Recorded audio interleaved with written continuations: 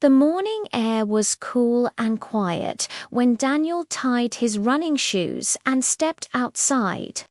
The sky was still grey, the streets empty, and the city seemed half asleep. Yet, beneath that calm surface, his heart was racing. Today wasn't an ordinary run, it was the day of his epic charity run, a journey he had been preparing for over 6 months. Daniel wasn't a professional athlete. He worked as a teacher, spent most of his days helping students learn English, and ran only in the evenings to clear his mind. But when his close friend Alina fell ill and needed financial help for her treatment, Daniel decided to do something bold, something that could make a difference. He announced online that he would run 200 kilometers across the country to raise funds for her medical care. At first, few people believed he could do it. 200 kilometers, one colleague said, "That's impossible." But Daniel smiled and replied, "Maybe, but I'll never know unless I try." The beginning of the journey, the starting point was the city square, where a small crowd had gathered. Daniel wore a simple white t-shirt with the words "Run for Hope" printed across the front. His backpack carried essentials: water, protein bars, a phone for updates, and a tiny first aid kit. As he stretched and prepared, a reporter asked, "Why are you doing this?" Daniel took a deep breath. "Because I believe that when we run for something bigger than ourselves, every step counts." With that, he began. The first few kilometers felt easy. Music played in his ears. Birds sang above, and messages of encouragement poured in from social media. "Go, Daniel, you can do it. We're with you." The energy was electric. But by the 20th kilometer, the excitement faded, replaced by the steady rhythm of effort. His legs began to feel heavier, the road stretched endlessly, and the early morning coolness turned into midday heat. Yet Daniel kept going, one breath at a time. Unexpected encounters. On the second day, Daniel reached a small village. His shoes were muddy, his legs sore, and his mind tired. He stopped by a local bakery to rest. The owner, an elderly man, recognized him from the news. "You're the teacher running for charity, right?" the man asked. Daniel nodded. Without another word, the man handed him a warm loaf of bread. "Take this, no charge. You're running for kindness that deserves kindness in return." That small act lifted Daniel's spirits.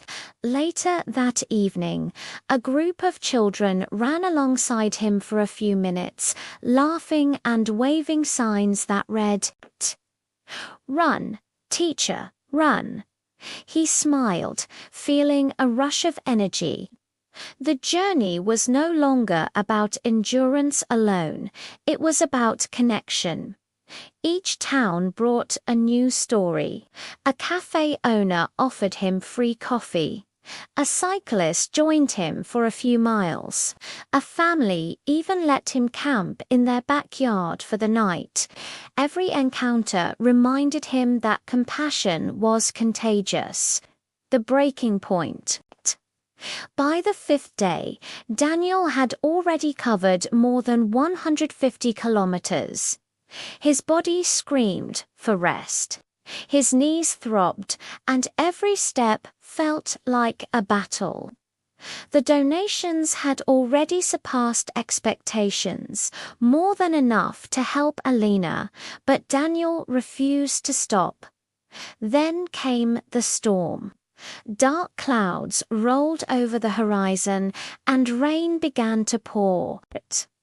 The wind howled, soaking his clothes and blinding his vision. The road turned slippery, and his phone battery died.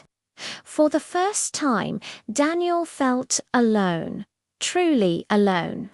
He found shelter under a bridge, trembling and exhausted. Doubt filled his mind. Why am I doing this? No one would blame me if I quit now.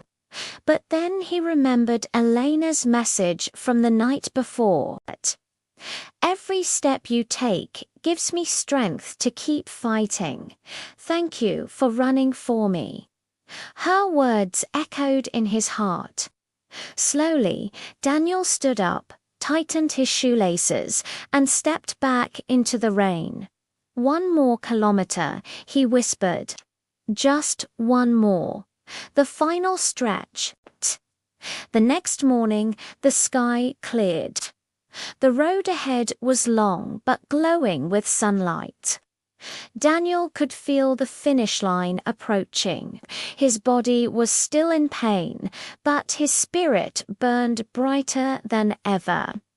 As he entered the final city, he was met with an incredible sight: hundreds of people waiting with banners, music, and cheers. Many had followed his journey online and had come to join him for the last few kilometers. Among the crowd were his students, holding a sign that said, "Our hero, our teacher." Tears filled his eyes as he ran through the cheering crowd. The sound of clapping echoed through the streets. With one final burst of energy, he crossed the finish line and raised his arms in victory. The clock read 200 kilometers completed. Reporters surrounded him, microphones flashing. Daniel could barely speak through his exhaustion. "I didn't do it alone," he said softly.